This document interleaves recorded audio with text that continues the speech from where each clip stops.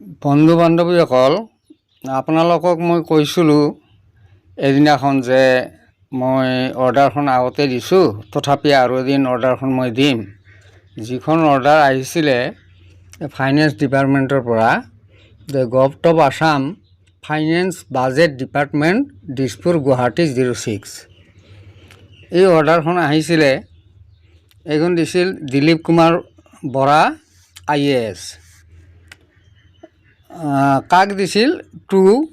To the senior most secretary of the government of Assam, old administrative department, Dispur, Guwahati 6। আৰু এইখন ডিষ্ট্ৰিক্টৰ আহিছিল, ডিষ্ট্ৰিক্টৰ পৰা BO অফিচত আহিছিলে, আৰু BO অফিচৰ পৰা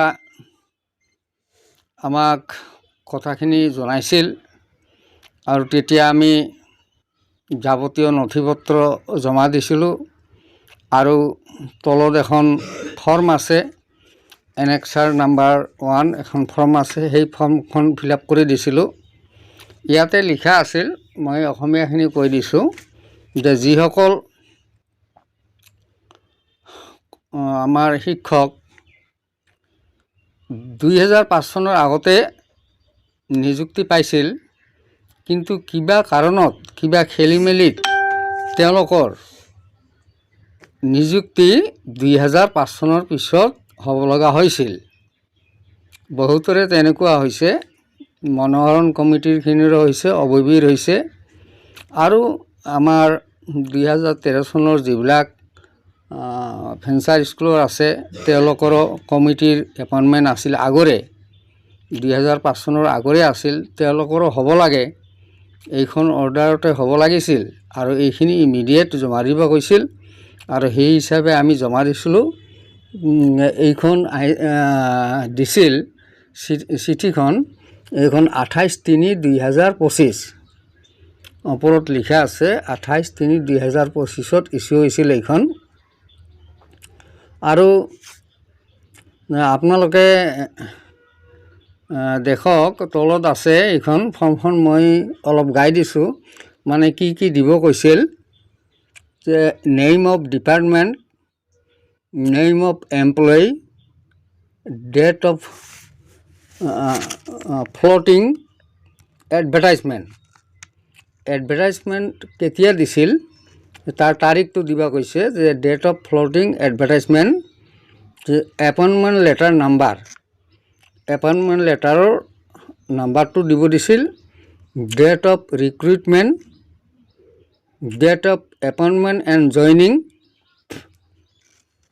এপইণ্টমেণ্ট আৰু জইনিং কেতিয়া হৈছিল, ডেট অফ ৰিটায়াৰমেণ্ট, যদি ৰিটায়াৰ হৈছে, অৱসৰ লৈছে, তেতিয়াহ'লে কেতিয়া ৰিটায়াৰ হৈছে তাৰ তাৰিখটো দিব দিছিল, time difference between date of recruitment and date of appointment,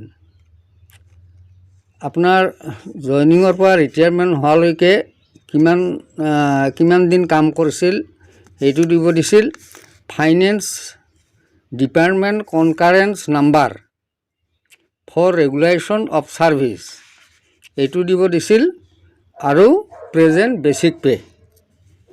basic pay কিমান হয় এইখিনি দিব দিছিল। এইটো আজি 1 বছৰে হয় আমি জমা দিছিলোঁ, আমাৰ সম্পূৰ্ণ নথি পত্ৰ লগতে আমাৰ অফিচত এইখন ফিল আপ কৰি, সকলোৰে নামবিলাক ফিল আপ কৰি এইখন গুৱাহাটীলৈ পঠিয়াই দিয়া হৈছিল।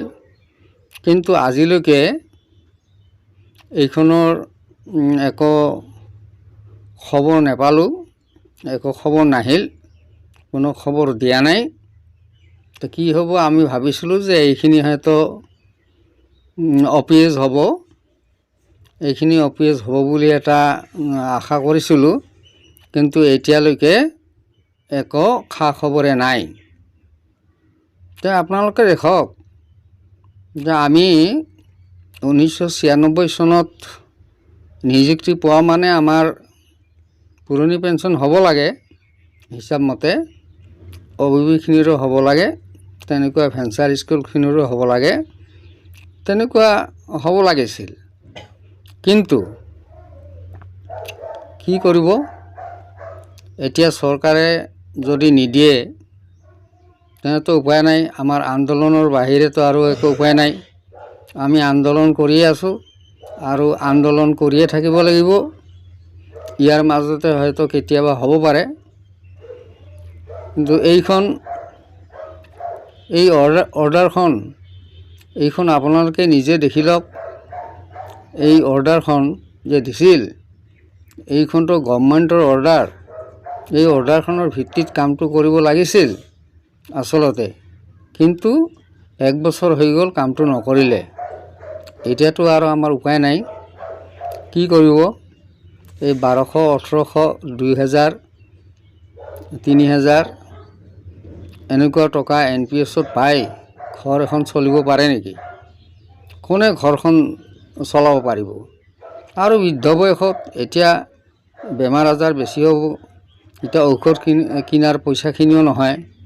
সেয়ে মই বহুদিন আগৰ পৰাই মই কৈ আছোঁ আৰু মই কৈয়ে থাকিম, আৰু গভৰ্ণমেণ্টৰ ওচৰত এইটো মই দাবী জনাই থাকিম যে পুৰণি পেঞ্চন দিব লাগে, আমাক আগৰ দৰে পুৰণি পেঞ্চনেই দিব লাগে। এতিয়া দিল্লীত যন্তৰ মন্তৰত আন্দোলন চলি আছে, তেওঁলোকে পুৰণি পেঞ্চনৰ কথাই কৈ আছে। আমাৰ বিজয় কুমাৰ বন্ধু ডাঙৰীয়া তেখেতো কৈ আছে যে হুবহু পুৰণি পেঞ্চনে লাগিব। গতিকে আপোনালোকো কওক, আপোনালোকেও লিখক যে পুৰণি পেঞ্চনে লাগিব, উই ৱান্ট অনলি OPS, এনেকৈ লেখক। আপোনালোকেও লেখক, চাওক কিমান দূৰ কি হয় দেখা যাওক। আজিলৈ এৰিছোঁ।